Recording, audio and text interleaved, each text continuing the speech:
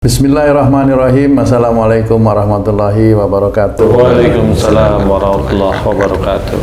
Para pemirsa dan sahabat beriman dimanapun berada, Alhamdulillah kita berjumpa lagi di Ustadz Danu Official Channel bersama saya Tung. Kali ini kita akan ngaji lagi, kita akan belajar lagi dengan bersama guru kita Pak Ustadz Danu. Mudah-mudahan nanti apa yang kita pelajari kali ini bisa meningkatkan keimanan dan ketakwaan kita kepada Allah Subhanahu wa taala. Amin ya rabbal. Sebelum lanjut izinkan saya menyapa dulu guru kita bersama Pak Ustadz Danu. Assalamualaikum Pak Ustadz. Waalaikumsalam warahmatullahi wabarakatuh. Assalamualaikum Bang J. Nih, Assalamualaikum Pak Ustadz. Waalaikumsalam warahmatullahi wabarakatuh. Assalamualaikum Bang J. Waalaikumsalam Pak Tung. Nah, sahabat beriman, kali ini kita akan membahas satu penyakit ini, satu penyakit yang diderita oleh banyak sekali teman-teman atau masyarakat di sekitar kita, yaitu asam urat. Nah itu, dan saya dulu pernah juga kena asam urat tuh Bang. Pernah? Sembuh sekarang? Alhamdulillah. Oh, Alhamdulillah. Biasanya asam urat tuh diderita laki atau wanita sih? Nah saya laki. Saya nggak tahu apa ada yang wanita. saya kenal juga kebanyakan laki-laki semua tuh. Iya. Dan usianya udah agak lansia. Jarang yang masih muda. Ada yang muda, ada 30-an juga ada. Pas saya mainnya bareng tua-tua. Nah, sahabat beriman, nah ini eksklusif nih, asam urat, dan nanti akan mungkin yang berhubungan dengan kaki, biasanya juga di lutut, itu ya di lutut kayak apa tuh, kalau mau sujud ya itu bunyi krepet. Nah, kayak gitu. Nanti kita akan tanya kepada guru kita, mohon pencerahannya. Kira-kira apa penyebabnya? Pak Ustadz, kami mohon pencerahan untuk ini penyakit yang waduh merajalela, ini bukan merajalela, banyak diidap oleh sahabat beriman dan masyarakat kita, asam urat Pak Ustadz. Ya, Bismillahirrahmanirrahim. Assalamualaikum warahmatullahi wabarakatuh. Waalaikumsalam warahmatullahi wabarakatuh. Amin amin ya rabbal alamin. Memang asam urat itu akan muncul pada kelompok orang-orang yang keras, kaku. Betul. Keras dan kaku. Jadi kalau ada bangsa yang nggak terlalu keras, nggak kaku, asam urat itu jarang sekali menjadi momok. Jadi bangsa yang mengedepankan hormat, kemudian agak cuek dengan keluarga, ya itu gitu. jarang, ya, Jarang ya Pak Ustadz, ya. jarang. Nah, asam urat ini akan muncul kepada orang-orang yang emosional, kaku, marah, kaku, pressure, senengannya menekan. Nah, kenapa seperti itu? Memang secara gejala klinis itu biasanya kolesterolnya mengkristal, jadi ada zat yang mengkristal sehingga menjadi benjolan dan itu sakit, bengkak, cekut seperti itu. Bolehlah seperti itu. Tapi kalau boleh saya ceritakan, asam urat ini adalah turunan dari kolesterol. Turunan dari kolesterol. Jadi kolesterol baru asam urat dulu. Nah, kalau kolesterol itu biasanya orangnya itu ngeyel. Siapapun seseorang yang kena kolesterol, insya Allah orangnya ngeyel. Ngeyelan. Jadi seneng debat seperti itu. Seneng debat, ngeyel. Kemudian kalau punya argumen dimasuki orang lain, ngeyel dia, merasa disalahkan, atau pokoknya intinya ngeyel aja, dia mau merasa disalahkan atau merasa dia dibodohkan atau mengeyel aja. Itu kolesterol. Insya Allah tinggi dan rendahnya kolesterol itu tergantung dari ciri ngeyelnya dia. Tingkat kengeyelannya. Jadi ada tingkatnya kengeyelan. Iya. Kalau dia ngeyel-ngeyel biasa, ya itu masih normal. Tapi kalau melebihi, agak sering debat, itu naik, nanti kolesterolnya ke atas dikit. ngeyel dengan emosional itu lebih tinggi lagi kolesterolnya. Yang diayeli siapa? Nah, ini beda. Kalau yang diayeli itu orang lain, dia nanti muncul kolesterolnya itu nanti. Tapi kalau yang diayeli itu orang tuanya, sejak muda sudah kolesterol. Kalau diayeli ibunya atau bapaknya kayak gitu. Ustaz, maaf, ngeyel itu contohnya seperti apa sih? Gimana ya, ngeyel itu ya kayak mamanya, ini mamanya tung aja deh. Iya, objek penderita deh. Ya, objek penderita. Memang dia menderita ya. Jadi kalau tung mamanya, tung itu dulu kerja di proyek. Dikasih masukan sama pimpinannya. Tung itu punya pikiran saya disalahkan, padahal itu masukan. Nah, pasti ngeyel. Nah, itu akhirnya kan dia merasa disalahkan, padahal pimpinannya itu ngasih masukan. Jadi itu salah satu yang kaku, keras, ngeyel dan nggak ngerti, nggak paham bahwa pimpinannya itu ngasih masukan. Nanti juga sama, karena merasa disalahkan kalau dengan pimpinan. Kalau momennya dikasih masukan sama bawahan, merasa dia dibodohkan, lah kan salah. Merasa sebenarnya itu bukan merasa bersalah, tetapi anggapan suuzonnya tung sendiri, sehingga bawahan diayeli. Nah, karena dia itu atasannya, ya akhirnya ya banyak hal yang akhirnya bawahan itu disingkirin, gimana cara nyingkirin atau gimana caranya dulu proses dia harusnya sudah dapat bayaran, nggak dapat itu kan proses agar tung pada waktu itu dengan bawahan tidak seperti dibodohkan, padahal bawahan itu ngasih masukan aja. Bener banget itu Pak Ustadz. Masya Allah, bener banget. Nah, itu salah satu itu. Nah, nanti kalau di keluarga sama, mamanya tung itu salah, kasih masukan istrinya, marahlah dia. Nah, marah itu apa? Sebenarnya tung itu salah, tapi karena takut ketahuan atau mamanya atau takut dibodohin atau gengsi dan sebagainya, itu kan akhirnya jadi ngeyel dengan keadaan itu, sehingga itulah ciri ngeyel itu seperti itu. Tepat itu. Kok benar semua itu. Iya, benar. Jadi asam urat itu akibat timbunan kolesterol.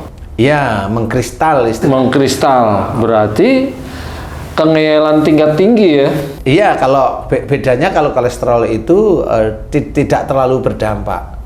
Jadi orang kolesterol itu masih leha-leha tubuhnya.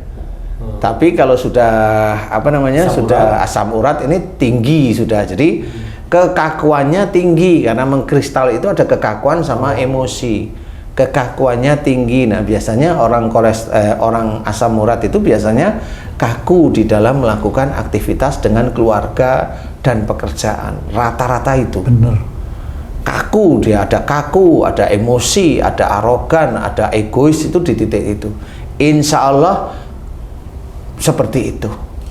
Sehingga nanti itu membengkak, nanti di daerah sini itu bengkak, atau di daerah sini bengkak, atau di pergelangan kaki bengkak, ya seperti itu sama. Dan itu titik-titik itu bisa dijabarkan. Kalau mamanya dia bengkak di pergelangan kaki, mata kaki dalam atau luar mata kaki itu, ini orang nggak luwes di dalam mengatur kehidupan rumah tangga.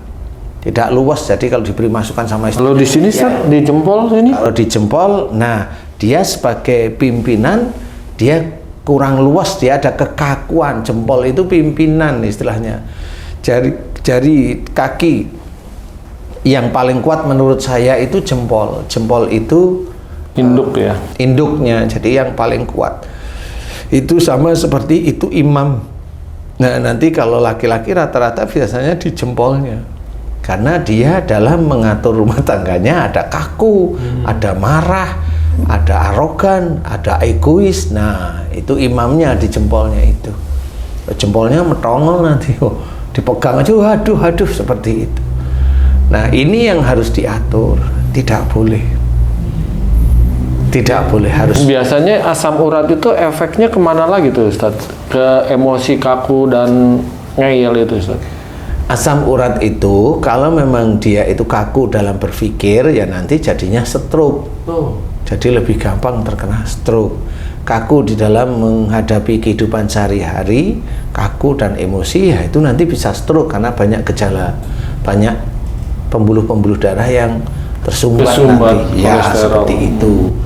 Nah, itu jangan. Makanya kalau istilahnya itu Rasul itu mengajarkan selalu lemah lembut dalam berbicara, dalam bersikap, di dalam sehari-hari itu.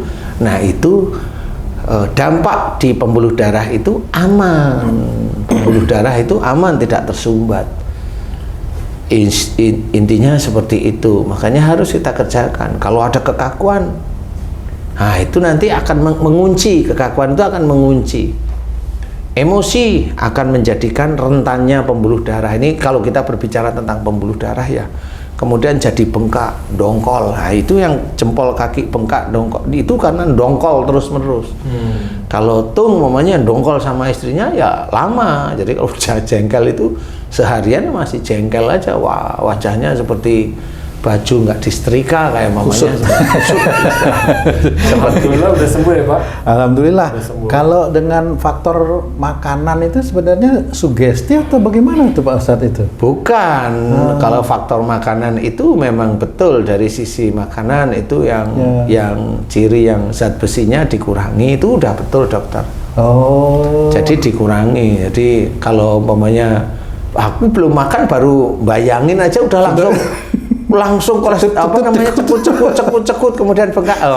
Itu bukan cuma sugesti, itu memang sudah berteman antara asam urat yang di jempol atau di mana dengan makanan itu sudah berteman. Ada linknya ya? Ada linknya, dan itulah yang sering saya ceritakan. Loh, makanan itu tetap ada jinnya. Oh, tetap ada. Tetap ada jinnya, cuma jin yang memang bisa menjadikan orang itu seperti kuat seperti itu. Sudah ada jinnya, jin memang khusus di makanan. Ada. Makanya doa sebelum kita makan itu doa salah satunya untuk menghilangkan jin itu sendiri, walaupun kita nggak langsung fokus pada jinnya. Itu untuk membersihkan jin itu sendiri. Jadi kalau makanan asam urat tidak boleh makan kacang ya sudah betul itu. Tidak boleh makan bayam udah betul. Kalau kita ini penyakit yang udah menderita asam urat nih Ustaz, mau makan kacang, doanya jin asam urat gimana tuh? Lah kan iya, bukan mau makan kacang baru berdoa. Ya asam uratnya dulu diselesaikan. Jadi asam. Karena rindu makan kacang Ustaz. Loh, ini Tung kamu udah sering makan kacang? Wah, alhamdulillah. Aman. Aman. Berapa tahun kamu udah nggak asam urat? 4 tahunan. Oh, alhamdulillah. 4 tahun. Jadi dulu itu kalau mau makan kacang atau bayam itu udah bengkak dulu malah. Nggak berani. Melinjo itu Pak Ustadz kan senang sama melinjo. Emping itu. Saya nggak berani. Oh, itu langsung cekut-cekut. Sekarang alhamdulillah berani. Ya sudah. Iya benar.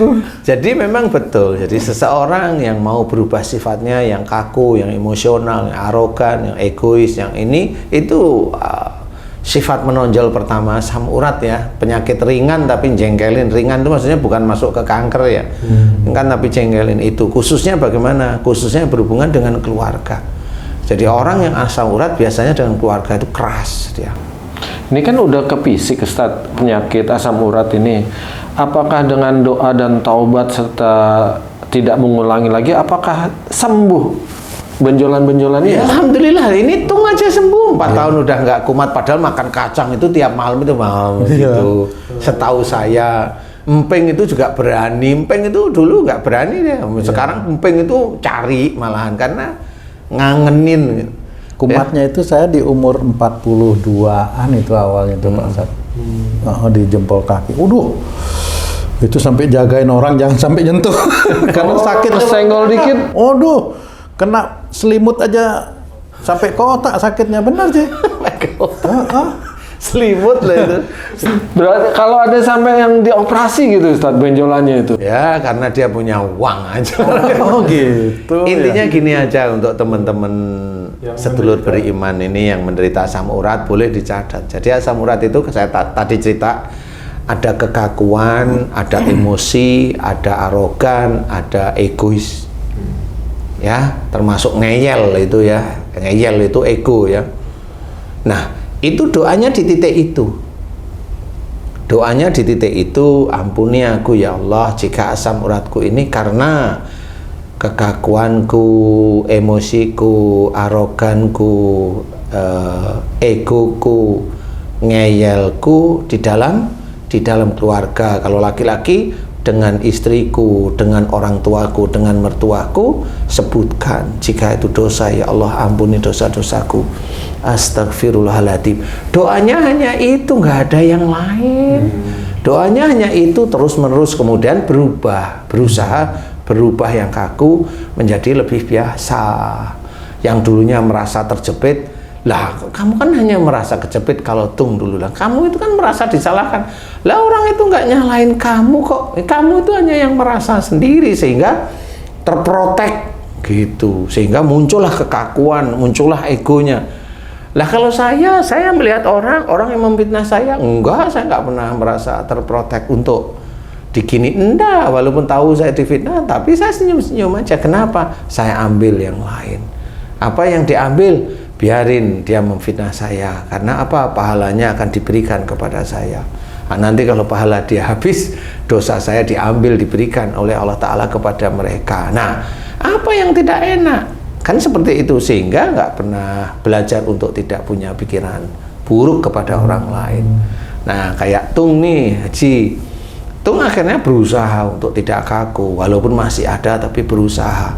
Kalau kaku, kalau emosi, berusaha langsung minta maaf sama istrinya, berusaha seperti itu terus menerus. Ya, akhirnya sama Allah Ta'ala ya benar diberi kemudahan untuk tidak asam urat seperti itu. Alhamdulillah. Jadi kan jelas ya. Sekarang makan bayam nggak cuma bayam Indonesia, bayam Jepang aja dimakan, nggak urusan, nggak ada bistro. Seperti sampai peyek bayam. Ya, sampai peyek bayam dimakan, emping itu udah nyari, emping, kacang itu udah, kacang nggak cuma kacang yang biasa, kacang mete itu udah ditelan aja udah. Kadang Ustadz penyakit asam urat ini bener orangnya tuh saya lihat sendiri orangnya kaku, emosional dan wah pengen dihargai dan lain-lain. Itu biasanya nggak mau berubah tuh Ustadz karena mungkin butuh dengan penghargaan dan dihormati itu. Gimana caranya Ustadz? Yang tadinya harimau menjadi lembut gitu perlu semangat apa tuh? Curhat nih kayak. Jadi kalau yang asam urat itu orang lain itu biarin aja. Karena dia masuk neraka itu nggak ngajak kita kok, insya Allah. Enggak, nih temen main deket gitu. Nah iya, kalau orang lain. Nah kecuali kalau dia tanya, punya obat asam urat nggak? Punya. Mana? Nih, ambil nih video kita nih. Nih obatnya. Kan seperti itu. Sehingga dia belajar. Sebenarnya perbuatan-perbuatan baik kita yang diajarkan Rasul itu insya Allah berdampak ke arah kesehatan kita. Tadi semata-mata perbuatan baik. Tidak hanya berpahala yang katanya guru-guru kita dulu berpahala. Enggak, lakukan itu dengan ikhlas karena Allah Ta'ala.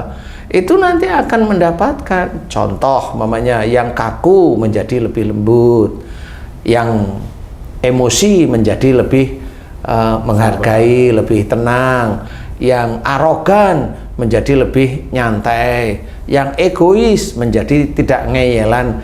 Ini semuanya ini kan dinilai oleh Allah Ta'ala. Ada malaikat raqib yang menilai. Umpamanya kalau dulu Tung tiap bulan berapa bulan pasti muncul, muncul. Bener. Nah ini 4 tahun alhamdulillah nggak dimunculkan sama Allah Ta'ala. Mau kapan dimunculkan lagi? Enggak mau. Sakit. Jadi itu karena belajar menjadi baik. Itulah nanti Allah akan memberikan kesehatannya. Dan ini terbukti, bukan persoalan kata orang agama itu hanya iman. Enggak, agama itu real menurut saya. Jadi nggak cuma hanya berkata tentang pahala, enggak. Ikhlas, kerjakan karena Allah Ta'ala, Allah nanti akan memberikan gambarannya. Yang kayak mamanya Tung itu dari asam urat, dia bisa 4 tahun alhamdulillah terbebas dari asam urat, yaitu semata-mata karena Allah. Karena Tung sendiri juga berusaha mengejar kekurangannya. Amin. Di hadapan Allah, ya dengan istrinya berusaha untuk tidak kaku lagi. Nah, kalau istrinya kaku, ya sementara diem dulu, kan istri kamu kan belum kena asam urat. Nanti kalau udah kena asam urat baru nanti. Kalau istri enggak kaku, cuman diem. Saya yang kaku Pak Ustadz. Aduh, itu sudah berarti sama orang tua kalau umur di bawah 42. Ya, di bawah 42 sama orang tua. Aduh, iya benar. Iya, enggak umpamanya ya kamu ayelin orang tua ngomong apa, kamu ayelin kamu ini, udah sama orang tua sama istrimu begitu ya. Akhirnya kan ini akan menjadikan lebih. Padahal maksudnya diskusi ya Pak Ustadz. Mohon maaf ini antara diskusi sama ini akhirnya batasnya itu enggak ada batas, jadinya salah. Ya, sebenarnya diskusi itu kan macam-macam ciri orang diskusi. Kalau saya diajak diskusi sama orang, saya memberikan masukan, dia nggak masuk, padahal masukan saya itu insya Allah nggak keluar dari syariat. Dia tidak mau mendengar, saya diem nggak ngomong. Saya nggak ngomong. Karena saya lihat dia orang tahu agama, tapi kalau saya memberikan masukan bahwa ini ada dari sisi syariat ini, dia nggak mau dengerin, saya nggak ngomong, sudah senyum-senyum aja. Kenapa? Saya percuma ngomong sama orang seperti itu, karena dia hanya ingin menang, dia hanya ingin dilihat, dia ingin seperti itu. Selesai. Saya yang diem kalah, enggak, saya tetap dinilai oleh Allah Ta'ala. Seperti itu. Sehingga saya ya tidak begitu memikirkan diskusi yang terjadi. Nah, kalau saya diskusi seperti itu, kecuali diskusi sehat seperti ini bisa dikatakan diskusi, walaupun ini tanya jawab. Ini kan diskusi sehat nih. Saya memberikan gambaran dan kamu sendiri sudah merasakan. Betul. Alhamdulillah udah 4 tahun ini kamu udah sudah tidak kumat lagi atas izin Allah. Nah, amin, ini kan sebenarnya bisa menjadi ilmu. Nah, bagi orang-orang yang di sebelah sana, dia nggak percaya, monggo silahkan, nanti baru dia tahu setelah nanti di akhirat. Kalau dia keras sama istrinya, dia kaku sama istrinya, dia begini, nanti di akhirat dia baru tahu. Oh, nggak taunya ini salah semua ya. Dia hanya cuma berpikir bahwa tahu agama, dia mengerti tahu agama hanya textbooknya aja, dia anggap dia sudah masuk surga. Oh, nggak bisa. Agama itu harus diaplikasikan ke sehari-harinya. Jadi harus dimengerti bahwa kekakuan itu tidak boleh dilarang oleh Allah Ta'ala. Istilahnya kalau Rasul itu tegas dengan orang-orang kafir, tegas, bukan kaku, bukan keras, tegas. Tegas itu apa yang dikatakan Allah disampaikan lugas, itu tegas, bukan marah, bukan kaku, merasa begini, tidak bisa. Orang Muslim tidak seperti itu. Orang Muslim itu lemah lembut kalau memang dia taat kepada Allah Ta'ala. Dan dengan Muslim yang lain dia hormat. Tidak ada dia itu mengejek saudaranya Muslim yang lain. Dia mengejek saudaranya yang dakwah. Tidak bisa seperti itu. Tidak bisa seperti itu. Nah, ini ciri Muslim yang taat kepada Allah Ta'ala. Kalau ada orang Muslim atau siapapun, dia dakwah tapi dia masih mengejek saudara yang lain, dia belum taat kepada Allah Ta'ala. Kalaupun dia itu bukan diejek, walaupun dia itu diberi masukan, nah dia yang merasa dia yang diejek, sebenarnya itu diberi masukan aja. Kan beda-beda caranya. Makanya ada orang Muslim pendakwah yang asam urat, iya dia masih kaku.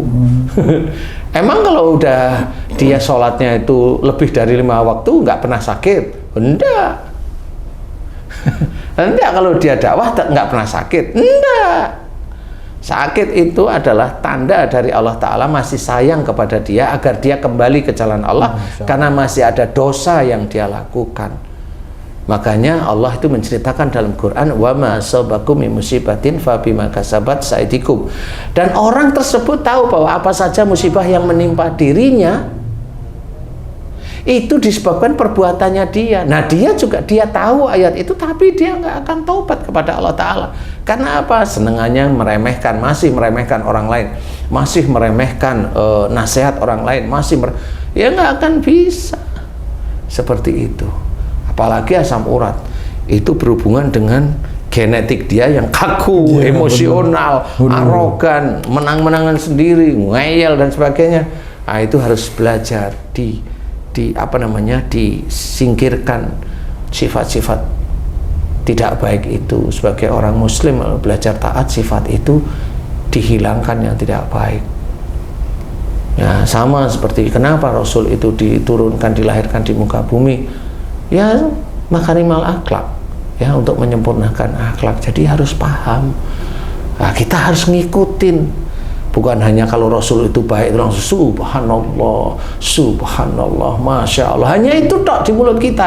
Lah kita nggak ngikutin, ngapain kita? Biar kelihatan kita itu di depan orang lain itu kelihatan Islami dengan mengucap masya Allah. Nggak bisa seperti itu. Dan banyak orang-orang yang seperti itu. Dia mengucap subhanallah, nggak taunya dia ingin dilihat bahwa ngilo lebih Islam. Nggak bisa seperti itu. Dan itu ujub riya ada di situ. Silahkan, itu nanti ketemunya di akhirat. Kalau di dunia nanti belum dimunculkan, ya akhirat. Kalau di dunia sudah dimunculkan, pasti ada yang bicara. Itu ujub kamu, riya kamu, sombong kamu. Nah, kalau dikasih tahu nggak mau, ya sudah, selesai. Telan aja sampai kamu nanti meninggal, kan seperti itu. Nah, ini harus kita ketahui. Doalah kepada Allah Ta'ala untuk menyelesaikan asam urat, mohon ampun, kekakuannya, emosionalnya, marahnya, egoisnya, arogannya, kemudian ngeyelnya. Dimohonkan ampunan, kemudian berusaha berubah, berusaha merenung, ya, muhasabah diri, merenung. Oh benar, berarti oh iya benar. Kalau nggak percaya, tanya sama temennya. Temen yang baik yang mau dia itu mengkoreksi apa saya orangnya emosional. Kalau temennya itu benar-benar seorang muslim yang taat, ya pasti menjawab, iya kamu emosional. Benar saya orangnya ngeyel. Iya. Benar saya arogan. Iya benar. Benar saya kaku. Benar. Kamu sulit mendapatkan masukan dari orang lain. Dengerin nasihat-nasihat seperti itu. Jangan kalau udah jadi pejabat atau jadi ini terus nggak mau mendengar, nggak bisa juga. Apalagi kamu dulu baru kapro udah ego. Baru kapro. Kalau bisa itu direksi, nah udah pensiun. Nggak ada kesempatan lagi gitu. Ada kesempatan. Jadi temenan sama Haji J. Dulu pernah sih punya keinginan gitu, tapi ya karena kekakuan itu akhirnya dibantai udah. Ya nggak bisa. Ya harus berubah. Bagi teman-teman sedulur beriman yang asam urat, yang kolesterol, khususnya yang kolesterol, jangan ngeyelan. Nah udah itu. Kalau yang asam urat, belajar untuk tidak kaku, tidak emosi, tidak marah, tidak egois, tidak arogan, tidak ngeyel. Sifat-sifat tersebut mohonkan kepada Allah Ta'ala dan berubah. Berusaha untuk berubah, dari mulai bicara, mulai lebih tenang, semua berubah. Insya Allah seperti Tung yang saya amati, memang udah 4 tahun ini alhamdulillah Allah tidak menitipkan hadiah asam urat lagi. Jadi itu disyukuri. Alhamdulillah. Iya, mudah-mudahan itu bisa menjadi pelajaran yang baik untuk kita semua orang Islam, bahwa orang Islam itu harus berakhlak mulia, harus berakhlak mulia di luar sholat kita, di luar ngajinya kita, di luar puasanya kita, di luar apa yang ibadah wajib yang kita lakukan. Ada juga harus hobi memaafkan kesalahan orang lain. Kalau orang lain menyakiti kita, maafkan dia karena Allah, ya, bukan karena pahala, enggak, karena Allah aja sudah. Maafkan dia karena Allah, doakan kesalahan dosa dia kepada Allah Ta'ala. Ini yang harus kita lakukan, senantiasa berlemah lembut dalam berbicara. Itu sudah perintah Allah Ta'ala, walaupun tidak seperti perintah, itu perintah. Coba perintahnya apa? Lintalahum, coba lemah lembutlah kamu kepada mereka. Perintah apa tidak? Itu perintah sebenarnya. Jadi kita harus memahami bahwa itu perintah dari sisi akhlak.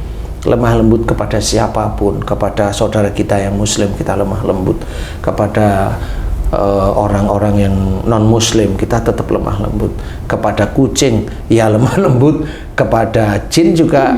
Nah kalau jin dilihat, kalau jinnya masih bisa diajak ngobrol baik-baik, tetap ngobrol baik-baik. Kalau memang tidak bisa, silahkan pilih. Jin itu nggak perlu diancam, cukup dia omongin, mau nggak kamu keluar? Nggak mau, cukup, selesai. Resiko tanggung penumpang ya jin, seperti itu. Silakan. Seperti itu, lemah lembut kepada siapapun. Insya Allah. Amin. Wallahu a'lam. Masya Allah, alhamdulillah. Terima kasih banyak Pak Ustadz. Aduh, ilmunya cukup komplit ini. Para pemirsa dan sahabat beriman dimanapun berada, demikian tadi pencerahan dan penjelasan dari guru kita Pak Ustadz Danu tentang penyakit asam urat. Bagaimana tadi analisa-analisa penyebab, kemudian solusi juga sudah diberikan oleh guru kita. Banyak-banyaklah mohon ampun atas kekakuan, paling tidak seperti itu Pak Ustadz ya, di keluarga maupun di sekitar kita, di masyarakat sekitar kita. Mudah-mudahan ini bisa memberikan masukan yang baik buat kita untuk merubah perilaku kita dan juga untuk meningkatkan keimanan dan ketakwaan kita kepada Allah Subhanahu wa taala. Terima kasih atas perhatiannya. Billahi taufiq wal hidayah. Wassalamualaikum warahmatullahi wabarakatuh. Waalaikumsalam warahmatullahi wabarakatuh. Alhamdulillah.